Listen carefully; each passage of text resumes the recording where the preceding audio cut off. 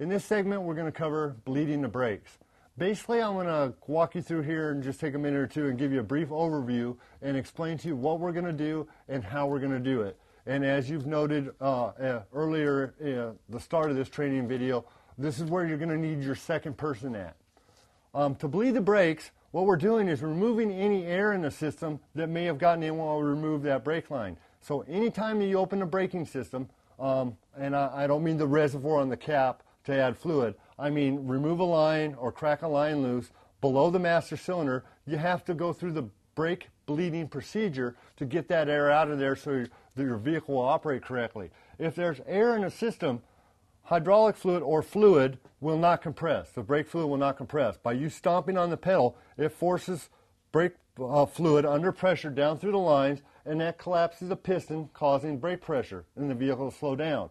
If there's air in there, that air will compress, and thus absorbing some of the energy, not transferring into the calipers and applying pressure here. So we need to remove that air out of there so we have no give in the system. It's completely hydraulic, and that'll alleviate any fade and ensure that all braking pressure applied is getting directly applied to our brake pads and thus slowing the vehicle.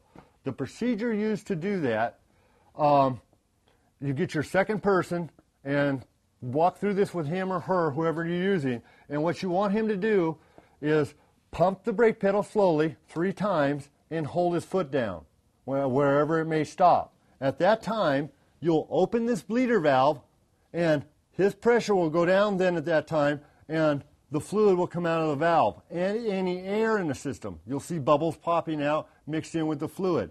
Once the brake pedal goes down to the floor, he must stop his foot movement at that time, holding the brake pedal to the floor, and you tighten the fitting back down.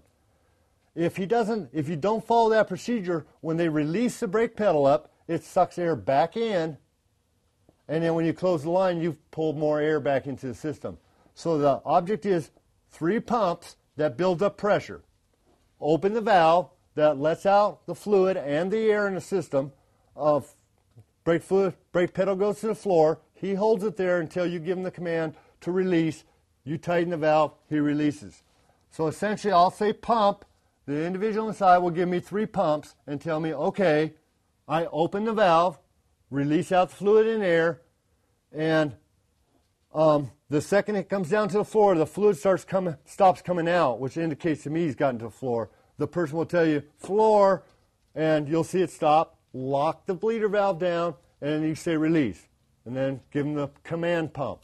You'll want to do the procedure at least 3 times, roughly as a minimum, for a good guideline, and then check the fluid if you need to go any further. But what you're looking for, and I'll show you in the procedure, is air bubbles coming out. And that'll conclude part 1 of bleeding the brakes. Please watch our next segment. We'll cover part 2 of bleeding the brakes.